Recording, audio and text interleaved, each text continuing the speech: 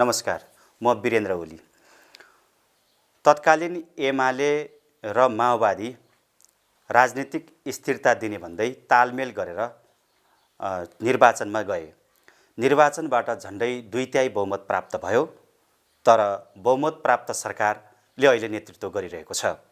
तर नेतृत्व गरिरहेको पार्टीमा अहिले अन्तर्कलह एकदमै चुलिएको छ। एक आपसमा विभाजनको स्थितिमा पुगेको छ। यो अहिले नेकपामा भइरहेको अन्तर्कलह, सरकारमा देखिएका समस्या र आगामी गर्नुपर्ने कामहरूका विषयमा के भइरहेको छ, के हुन सक्छ भन्ने विषयमा 62-63 का जनआन्दोलनका अगुवा श्याम श्रेष्ठ हुनुहुन्छ। उहाँले निरन्तर रूपमा नेपालको कम्युनिस्ट आन्दोलन, कम्युनिस्ट राजनीतिलाई नजिकबाट निहालिरहनु भएको छ। उहाँसँग आज हामीले यिनै विषयमा कुराकानी गर्नेछौँ। आजको यस नेपाल लाइभको समय संवादमा स्वागत छ।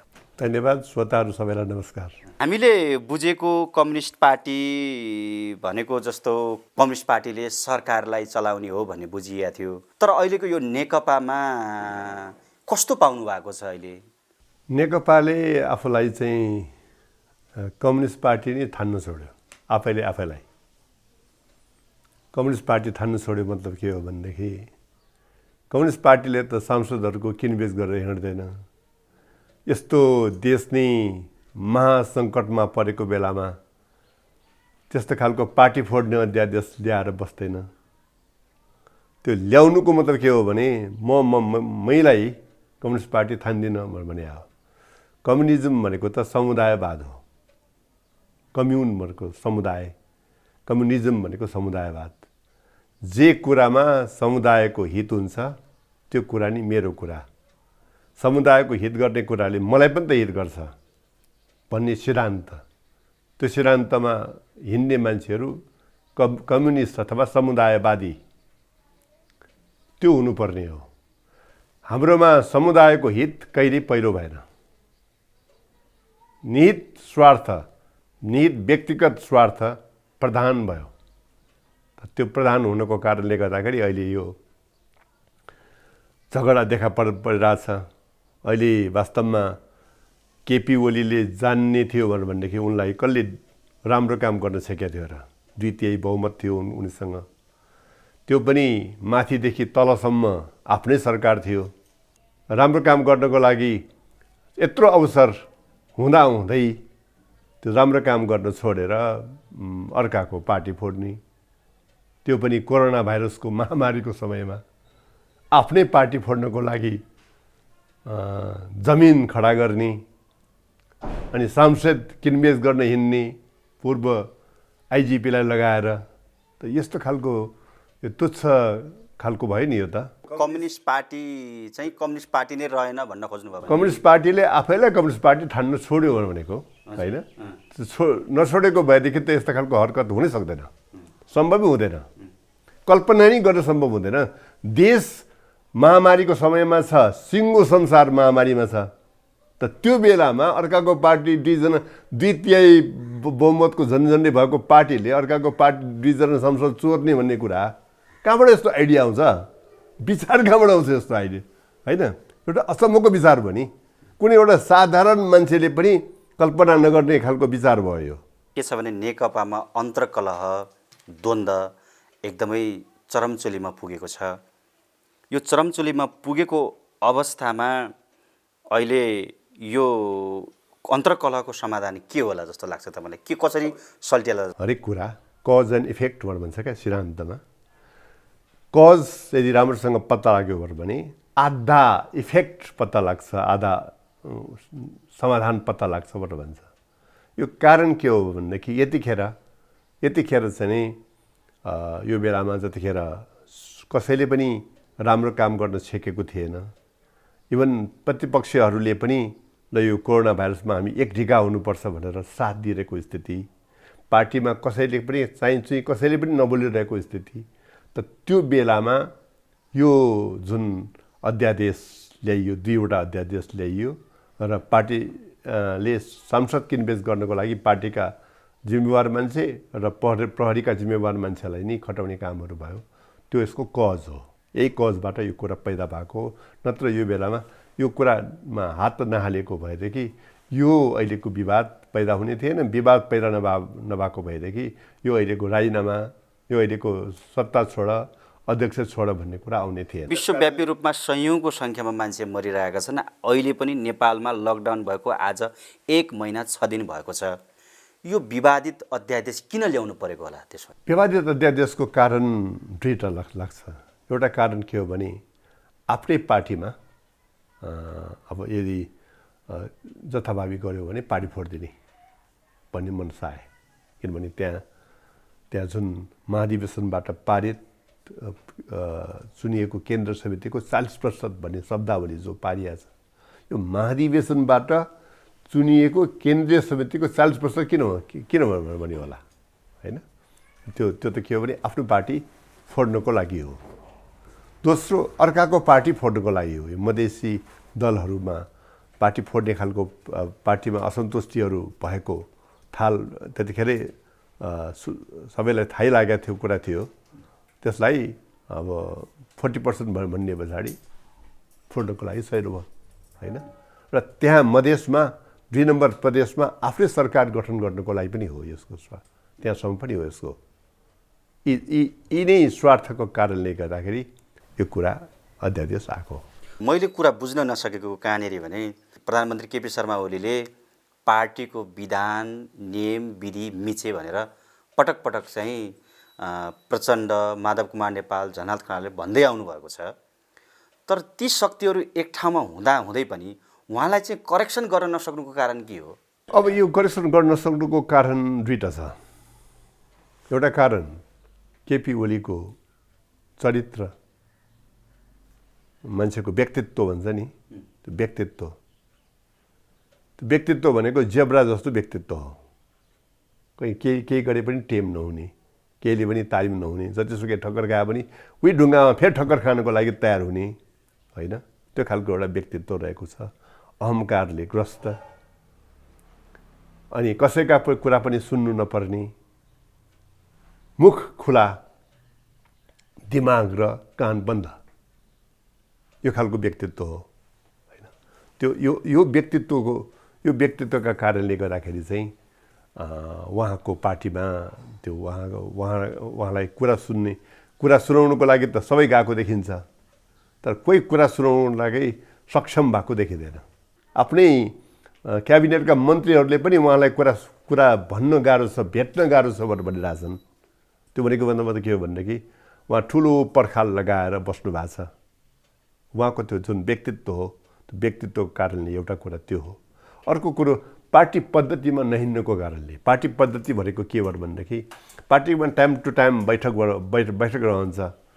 स्थायी समितिको बैठक, सचिवालयको बैठक, केन्द्र समितिको बैठक टाइममा हुने हो भनेदेखि त्यही कुरा सुन्ने मौका भइहाल्छ नि। सुन्न चाहे पनि नचाहे पनि त्यहाँ चाहिँ सबैले बोल्ने हुन्छ, बोल्दाखेरि सुन्ने हुन्छ। केही न केही कुरा त पस्छ नि, त्यहाँ पावर पनि त हुन्छ नि त्यहाँ, होइन? र कुरा सुनेनौँ भनेदेखि के गर्ने भन्ने कुरा पनि हुन्छ। अब बैठकै नडाक्ने, होइन? केन्द्र समितिको बैठक त अस्ति भर्खर डाक्या हो। भनेको उनले जस्तोसुकै हत्कण्डा पनि अपनाएर पार्टीमा भोलि क्षति पुर्याउँछन्, त्यो सम्भावित क्षतिबाट हामी जोगिनुपर्छ भन्नेकै कारणले गर्दा माधव नेपाल र प्रचण्ड लगायत नेताहरूले नगरे हो हस्तक्षेप। अब त्यो चाहिँ अब अहिले जुन स्थायी समितिको बैठक नभएको हो त्यसको कारण चाहिँ त्यो होला। त्यो के अरे सचिवालयको स्थायी समितिको बैठक बस्यो भने पार्टी फुटिहाल्छ भन्ने डरले नभएको होला।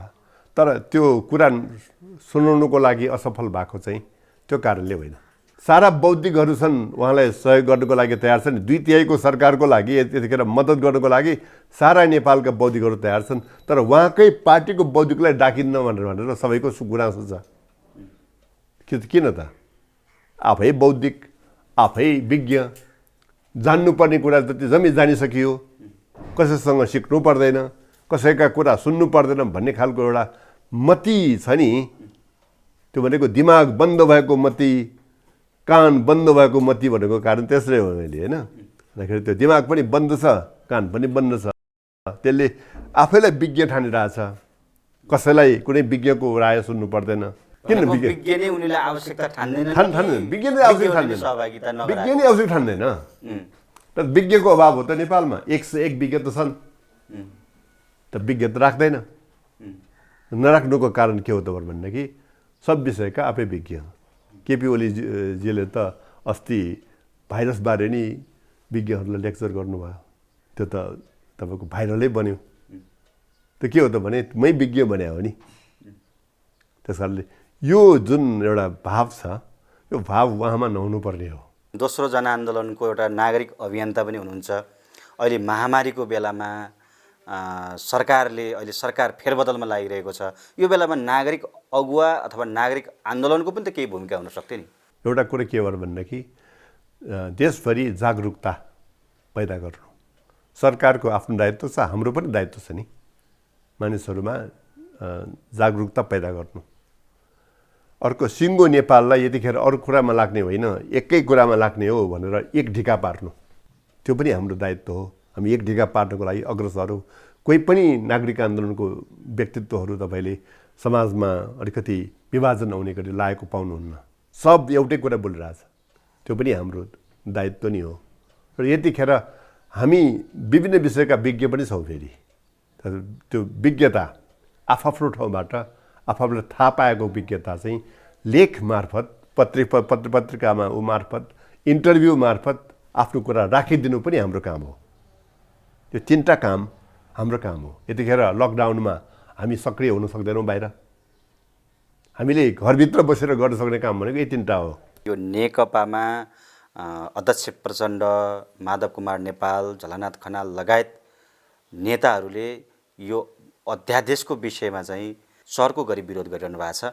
प्रधानमन्त्रीले राजीनामा दिनुपर्छ र उस्तै पर्यो भने पार्टी अध्यक्ष र प्रधानमन्त्री दुवैबाट पनि राजीनामा दिनुपर्छ भन्ने कुराहरू उठाइरहनु भएको छ यस्तो स्थिति आयो भने प्रधानमन्त्री ओलीले के गर्न सक्छन् अब यदि प्रधानमन्त्री ओलीमा अलिकता पनि नैतिकता अलिकता पनि सांस्कृतिक उचाइ भएको भएदेखि उहाँले त्यो उहाँको पार्टीबाट मागै हुनुपर्ने कुरा होइन यो स्वयंमै राजीनामा दिनुपर्ने कुरा हो एकातिर अध्यादेशको केस अर्कोतिर सांसद किनबेचको केस चाहिँ सर्वाङ्ग भइसके पछाडि त्यस्तो बेलामा चाहिँ सत्तामा कुर्सीमा बसिरहनुहुन्छ किनभने यो बेलामा त नेतासँग जनताको विश्वास हुनुपर्ने हुन्छ जो विश्वास टुट्छ जनताले कुरै सुन्दैन अहिले मान्छे वारती सडकमा किन निस्किरहेछ हिजो अस्ति थिएन भनेदेखि यस्ता नेताले के गरी खान्छन् भनेर त हो संसदीय दलबाट म निर्वाचित भएर आएको प्रधानमन्त्री हुँ कसैले लहरमा माग्दैमा म राजीनामा दिदिनँ म जस्तोसुकै परिस्थितिको सामना गर्छु त भनिरहनु भएको छ त प्रधानमन्त्री होइन अब त्यो उहाँले भन्नु एउटा कुरा हो होइन तर उहाँलाई जनताले भोट दिएको त नेकपालाई हो उहाँ व्यक्ति केपी ओलीलाई होइन त्यो नेकपाले जुन घोषणापत्र जनताबीच ल्याएको थियो त्यो घोषणापत्रमा आधारित भएर भोटिङ गरे हो जनताले उहाँको त्यो दाबी टोटल गलत छ कि मैलाई दिया हो मै नि राजा हुँ भन्ने जुन उहाँको जुन भनाइ छ नि त्यो भनाइ टोटल गलत छ पहिलो कुरा दोस्रो कुरा के हो भनेदेखि उहाँले जुन अहिले भनिराख्नु भएको छ त्यो भनिराख्नु भएदेखि अनि त्यो स्थायी समिति डाक्न किन गाह्रो माने त होइन त्यति धेरै विश्वास छ भनेदेखि त स्थायी समिति फेस गर्ने नि होइन केन्द्रीय समिति पेश गर्ने नि केन्द्रीय समितिले चुनेको मान्छे अथवा महाधिवेशनले चुनेको मान्छे महाधिवेशन नभएको बेलामा सबभन्दा सर्वोच्च अङ्ग के हो त उहाँको विधानअनुसार त्यो त केन्द्रीय समिति हो केन्द्रीय समिति डाकेर आफ्ना कुरा त्यहाँ राखेर मैले गर्नुपर्ने कुरा गरेका छु होइन मेरा कामहरू यी हुन् भनेर फेस गर्दा हुन्थ्यो नि त त्यो फेस गर्न सारेर नेताहरूको घर घरमा पुगेर पद र पैसाको यो बाँडचुँड जो अहिले भइरहेछ नि तपाईँलाई के चाहियो म त्यो गर्न तयार पद पनि दिन तयार फलानु पद दिन तयार डिस्काउन्ट पद दिन तयार होइन यहाँसम्म कि महाधिवेशन पछाडिको पद पनि दिन तयार भनेर जो अहिले आइराखेको छ त्यो डर किन विचारमा एकता नहुँदा यो हालत भयो भन्ने नै हो हो विचारमा एकता नहुँदा सिद्धान्तमा एकता नहुँदा रणनीतिमा एकता नहुँदाखेरि उहाँहरूको बहस भयो र देशमा लो माधव कुमार नेपालको देश सम्बन्धी विकास सम्बन्धी सोच यो केपी ओलीको विकास सम्बन्धी सोच यो, प्रचण्डको यो भनेर त्यसमा डिबेट कहिले भयो र? त्यसको डिबेट त हामीले कहिले देख्नै पाएनौँ, त्यो डिबेटमा हामीले भाग लिनै पाएनौँ। उहाँहरूको डिबेट त के हो भने त्यो पोस्ट, अध्यक्षको पोस्ट एउटा छ र प्रधानमन्त्रीको एउटा पोस्ट एउटा छ, त्यसमा त को कहिले हुने, 2.5 वर्ष हुने भनेर उहाँको एकता भयो। 2.5 वर्षमा छोडिदिनु भयो अध्यक्ष दिने शर्तमा, होइन? त्यो पोस्टमै हो अहिले झगडा भनेको। त्यो पोस्ट कसले लिने भनेको त्यो गुट चाहिँ त्यो विचारसहितको गुट होइन, विचारसहितको कुनै गुट होइन भनेको। यो यदि यो पार्टीभित्रको यो सत्ता सङ्घर्षले गर्दा भोलि पूर्व एमाले र पूर्व माओवादी पनि सेपरेट हुन सक्ने स्थिति छ त्यसो? एकदम कुनै पनि बेला छ। सत्ताको यो धागो यो मिलुन्जेल उहाँहरू जोडिनु भएको छ सत्ताको यो उसले, होइन? त्यो सत्ताको धागो, सत्ताको लोभको धागो, सत्ता हुन्छ धागो चुनिन साथ त उहाँहरूकोलाई जोड्ने जुन तन्तु छ नि, त्यो तन्तु नै छत्ताछुल्लो हुन्छ। जस्तो अघि पनि सङ्केत गर्नुभयो सांसद अपहरणको कुरा, यो चाहिँ सांसद अपहरणको केसलाई प्रहरीले उजुरी लिन मानेन, यो नितान्त त्यसमा राजनीतिक आग्रह पूर्वाग्रह हो कि यो चाहिँ खास बाबुराम भट्टराईहरूले जुन केपी ओलीहरूले भनिरहनु भएको छ, बाबुरामहरूले प्रोपागन्डा गरे, हामीले चाहिँ त्यस्तो गर्न खोज्या होइन, उहाँहरूमा विभाजनको स्थिति थियो, हामीले सहजीकरण मात्रै गर्न गएको, अपहरण होइन भनेर भन्नुभएको छ। यो केसलाई कसरी हेरिरहनु भएको छ? अब यो त लाजमर्दो केस हो, नेपालकै इतिहासमा लाजमर्दो केस हो। अब प्रहरीका अन्य आइजिपीहरूले भनिरहेछन् यो एउटा आइजिपीले गर्दै नहुने खालको काम भयो। त्यो उहाँहरूले अब हामीले एकतर्फा कुरा सुनेर त हामी विचार बन्नुहुने मान्छे होइनौँ, तर उहाँ जुन जानुभयो किन त? महोत्तरी त पुग्नुभयो त, गाडीमा लिएर त आउनुभयो त, एउटा होटलमा त राख्नुभयो त, होइन? अपहरण हो बा होइन उहाँहरू आफै ठहराउनुहोस्, यी त सत्य हुन् त। सुरेन्द्र यादव भन्ने, डाक्टर सुरेन्द्र यादव भन्ने मान्छे महोत्तरीमै थियो, गाउँमै थियो। उनलाई लिन प्रधानमन्त्री कार्यालयमा भएको पूर्व आइजिपी त गयो, होइन? उहाँले त फोन गर्नुभएको छ, म प्रधानमन्त्री कार्यालयबाट म बोलिरहेको छु भनेर, होइन? अनि फेरि महोत्तरीमा पुगेको पनि खबर गर्नुभएको छ, अनि फेरि घर पनि पुग्नु भएको छ। यी त सत्य हुन् त। यसको खण्डन आएको छ? खण्डन त आएको छैन नि त, होइन? अनि त्यहाँबाट त फेरि म अहिले जान्न भन्दाखेरि तपाईँले जानै पर्छ पनि भनेको छ, प्रधानमन्त्रीले भेट्नु खोजेको छ पनि भनेको छ। यसको खण्डन आएको छ कतैबाट? खण्डन त आएको छैन नि त। अनि यो जम्मै घटना भइसके पछाडि यो अपहरण हो कि कुन शब्द, यसलाई चाहिँ एकदम उहाँले सम्मानपूर्वक ल्याउनु भयो भनौँ न, होइन? ल्याउनु त भयो त, बलपूर्वकै ल्याउनु भयो त, होइन? त यतिखेर ल्याउनुको मतलब के हो? उल्टो त्यहाँ चाहिँ जुन नेकपाका भातृ सङ्गठनले अवरोध गरे होइन त त्यसो झन्? त्यो त गरेर मलाई थाहा छैन, तर मलाई के थाहा छ भन्दाखेरि चाहिँ यो जुन ढङ्गले ल्याइयो त्यो ल्याउनुमा त राम्रो उद्देश्य छैन, होइन? अहिले यतिखेर एउटा पूर्व आइजिपी उहाँ जानु नाकाबन्दीको समयमा, होइन? यसो त नाकाबन्दीको समय हो नि, यो त लकडाउनको समय हो नि। लकडाउनको समयमा प्रहरीको आइजिपीलाई लकडाउन लाग्दैन?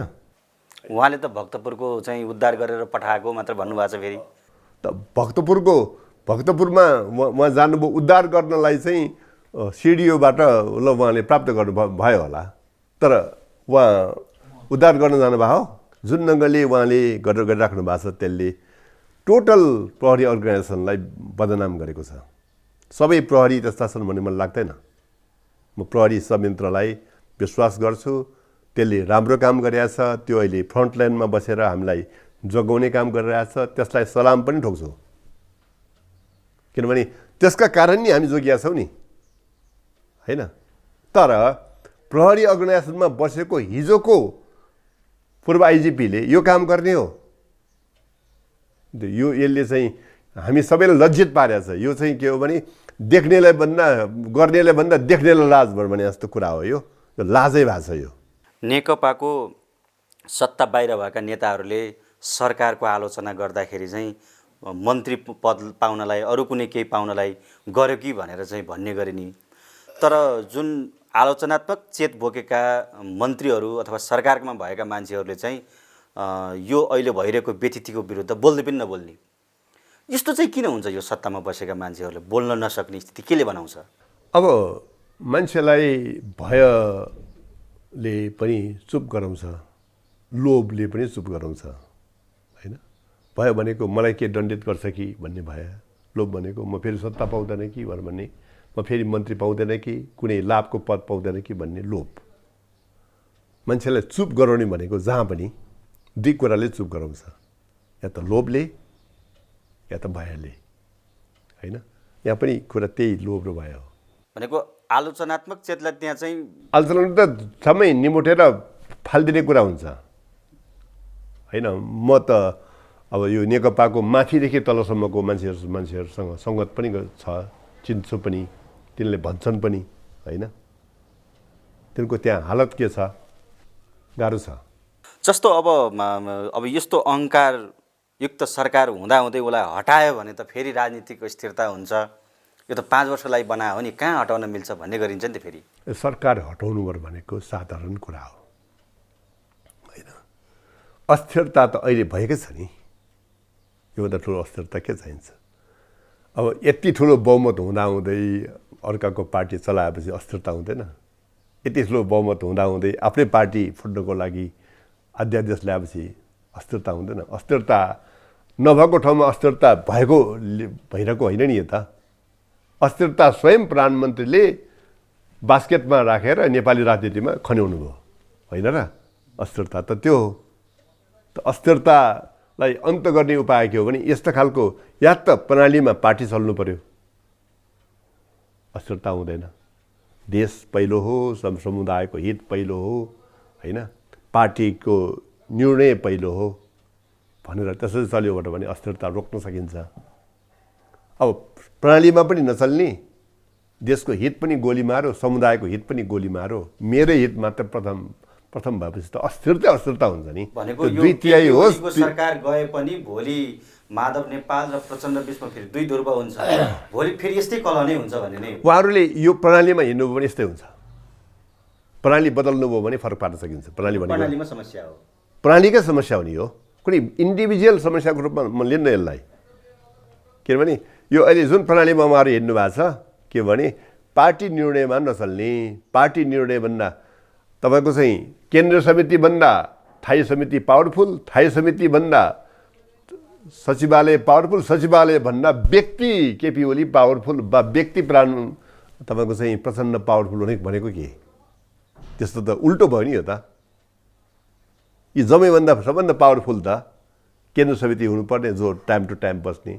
अब चीनको केन्द्र समिति जुन संसारकै सबभन्दा ठुलो पार्टीको केन्द्र समिति हो, त्यो टाइम टु टाइम बस्न सक्ने, त्यसले देश त्यत्रो देश चलाएछ। नेपालभन्दा कति गुणा ठुलो देश हो त्यो होइन। त्यहाँ बेलैमा बस्छ, हरेक त्यो मिसै हुँदैन, अनि यहाँ हुन नसक्ने। यो अर्को यतातिर फर्क्यौँ, जस्तो केपी ओली निकटका नेताहरूले केपी ओलीलाई धेरै टार्गेट बनाइयो, धेरै आलोचना गरियो। जनताबाट निर्वाचित आउनलाई केपी ओलीले त्यत्रो धेरै ठुलो भूमिका खेल्नुभयो। अहिले आएर चाहिँ भोट चाहिँ केपी ओलीको नेतृत्वको सरकारले पाउने, तर चोट चाहिँ यतातिर दिने, चोट चाहिँ दिन मिल्दैन भनेर भनिरहन्, चोट हामीलाई दिने भनेर भनिरहन्। उहाँहरूको दुईवटा पार्टी एक हुने भयो भनेपछि पछाडि जनताले भोट गइरहेको हो। केपी ओलीको मात्रै भएदेखि सिम्पल मेजोरिटीको सम्म भोट भएर मलाई थाहा छैन होइन। त्यो उहाँको भोट भनेको नाकाबन्दीको समयमा दिएको अडानको भोट मात्रै हो। त्यति भोटले कति भोट आउँछ होइन, त्यति केपी ओलीको भोट हो होइन। बाँकी उहाँहरूको पार्टी एक डिका भइसक्यो भनेपछि त्यसले जुन सिनर्जी पैदा गर्यो, त्यो सिनर्जीले पैदा गरेको भोट हो, त्यो मिसिएको छ। केपी ओलीको पनि केही भोट होला नि, तर केपी ओलीलाई जिन्दगानीभर प्रधानमन्त्री भएर लेखेर दिया हो र जनताले। तैँले पञ्चकत गरे पनि माफी, तैँले अपराध गरे पनि माफी, तैँले सांसदहरू किनबेच गरे पनि माफी, त्यसरी दिया हो र जनताले? त्यसरी त होइन। त्यस कारणले त्यो कुरामा म सहमत छैन। केपी ओलीलाई जिन्दगानीभर लेखेर दिएको जनताले भन्ने लाग्दैन, र केपी ओलीको व्यक्तिगत भोट हो यो भन्ने जस्तो पनि लाग्दैन। उहाँको पनि केही व्यक्तिगत भोट होला, लोकप्रिय हुनुहुन्थ्यो उहाँ। त्यतिखेर त हामीले पनि समर्थन गरे हो नाकाबन्दीको बेलामा लिएको अडानका कारण, होइन? तर त्यसलाई त्यसरी त्यही त अहङ्कार भनेको त्यसैले भनेको क्या, यो उहाँमा अहङ्कार छायो क्या। त मैको कारणले गर्दाखेरि आएको भोट हो, मै हो राजा, महाराज भनेको मै हो, राष्ट्र भनेको मै हो भन्ने खालको कुरा उहाँमा जुन आयो, त्यसैले अहङ्कार आयो। यो कुरा होइन पहिलो कुरा। तपाईँको प्रश्नको उत्तर टुङ्ग्यो भने त दोस्रो कुरा के हो त भनेदेखि अहिले पार्टी त ठिकैसँग चलिरहेको थियो त यो कोरोना भाइरसमा, होइन? उहाँलाई राम्रो काम गर्न कसैले छेकेको थियो? उहाँले 2/3 बहुमत ल्याइसकेबाट सरकारमा आइसकेपछि भट्टाभट 101 अर्को चाहिँ राम्रो काम गर्दै लगायो भनेदेखि कसको बाउको के लाग्थ्यो? कतै यो बुद्धिजीवी र वाम विश्लेषकको पूर्वाग्रह भयो त होइन? हाम्रो पूर्वाग्रह र हामीले त युनिभोकल सपोर्ट भयो भने नि अहिलेको यो तपाईँको उसमा यो कोरोना भाइरसको उसमा मैले त योभन्दा अगाडि पनि भनिरहेको थिएँ कि युद्धको बेलामा सिङ्गल लिडरसिप चाहिन्छ र सिङ्गल लिडरसिपको रूपमा अहिलेको सरकार छ। चुपचाप यो सरकारलाई समर्थन गरेर जाने हो। अहिले पनि चाहिने बलियो नेतृत्व नै हो। उहाँ सुध्रेर आउँछ भने हाम्रो के आपत्ति? हाम्रो उहाँसँग न त बाउको झगडा, न मेरो झगडा, न कसैको भाइको झगडा, कसको झगडा, होइन? उहाँलाई राम्रो काम गर्न कसैले छेका पनि थिएन। अहिले कोरोना भाइरस विरुद्धको उसमा चाहिँ कसैले उहाँलाई आपत्ति गरेको थिएन? उहाँको नेतृत्वलाई कसले गरेको थियो? अरू यहाँसम्म कि उहाँलाई विरोध गर्ने मधेसी पार्टीले धरी गरेको थिएन, होइन? सबैले एक मतले उहाँलाई समर्थन गरिरहेको थियो। यो एक मत गिजोलेको कसले त? सफा पानीमा धुलो हालेको कसले? धुलो हाले पछाडि त पानी त फोहोर हुन्छ त, होइन? त यो अहिलेको स्थिति निर्माणमा मलाई कोही दोषी लाग्दैन। दोषी उहाँ नै हो, होइन? तर अब दोषी उहाँ हो भन्दैमा यतिखेर चाहिँ अब फेरि के हो भने सारा कोरोना भाइरस विरुद्धको युद्ध छोडेर, होइन, अनि उहाँ मात्र विरुद्ध भनेर यो तरिका पनि ठिक होइन। यतिखेर मूल युद्ध कोरोना भाइरस विरुद्ध हुनु पर्यो, होइन? अनि यो एउटा सहायक युद्ध थाल्नु पर्यो। यो अहिलेको सङ्कट निम्त्याएको अरू कसैले होइन, उहाँ स्वयंले हो, उहाँ मात्रैले हो, होइन? त्यसमा चाहिँ क्लियर कट। तर यतिखेर हाम्रो प्रायोरिटी फेरि जम्मै कुरा छोड्ने, होइन? अनि केपी ओली विरुद्ध मात्र लाग्ने हो त? त्यो त होइन। त्यस कारण केपी ओलीलाई एउटा उत्तरदायी बनाउने, रेस्पोन्सिबल बनाउने कुरा हो क्या यो एकाउन्टेबिलिटीको प्रश्न हो। एकाउन्टेबल बनाउने भनेको सिस्टममा ल्याएर एकाउन्टेबल बनाउने, होइन? उहाँलाई 2 मध्ये एउटा पोस्ट छोडबाट भन्ने, होइन? एकाउन्टेबल बनाउने, या त प्रधानमन्त्री छोड्नुहुन्छ या अध्यक्ष छोड्नुहुन्छ, उहाँको खुसीमा छोड्नुहुन्छ, तर एउटा पोस्टमा राख्ने, एकाउन्टेबल बनाउने, सिस्टममा चलाउने। अब यतिखेर तुरुन्तै नेकपा बदलेर राम्रो पार्टी बनेर आउनेवाला छैन, तर कमसेकम त्यसले देशको हितमा काम गर्यो भनेदेखि यो कमसेकम यो कोरोना भाइरस विरुद्धको युद्धमा चाहिँ हामी जितबाजी त गर्न सकौँला होला नि। तर यसलाई समाजवादी पार्टी ठानेर यसलाई चाहिँ उठानेर त्यो भ्रम पाल्ने पक्षमा म चाहिँ छैन। अब संवादको हामी अन्तिममा छौँ। जस्तो एउटा सरकार भइसकेपछि त्यसको पक्षमा बोलिदिने एउटा बुद्धिजीवीहरू हुन्छन्, थिङ्क ट्याङ्कहरू हुन्छन्, केही मिडियाहरू होलान्, तर कोही पनि त्यहाँ उभिरहेका छैनन्। के कारणले गर्दा त्यस्तो भएको हो? यो त अब जसको जवाब त दिइसके जस्तो लाग्छ। मान्छेले जब चाहिँ अब अपराधहरू गर्छ, मान्छेले सपोर्ट गर्न गाह्रो पर्छ। अहिले त अपराध हो नि यो जो नेपालमा भयो। कोरोना भाइरस विरुद्ध लड्नुपर्ने समयमा त्यो तपाईँको पार्टी फोड्ने ऊबाट भनेको साधारण घटना होइन। यो त पहिलो भयो, पहिलेदेखि नै छैन नि सरकार गठन भएको 1 वर्षदेखि। त्यो त कामले नभए हो। मैले अघि नै भनिसकेँ, काम अब राम्रो काम गरेदेखि त उहाँलाई सपोर्ट हुन्थ्यो नि। नेपाल त कस्तो हो भने एउटा बाटो मात्रै बनाइदिए पनि सपोर्ट आउने देश हो यो। बाबुराम भट्टराईले त्यो एउटा सडक ठुलो पारेको भरमा चाहिँ लोकप्रियता खाइरहेछन्। धेरै काम गर्नु पर्दैन क्या नेपालमा। यदि राम्रो काम 2-4वटा गर्ने हो भने अब पहिलोको एमाले सरकारले 2वटा राम्रो काम गर्यो। एउटा वृद्ध भत्ता, एउटा आफ्नो गाउँ आफै बनाऊ। त्यसको भरमा एमाले खाइरहेछ होइन र?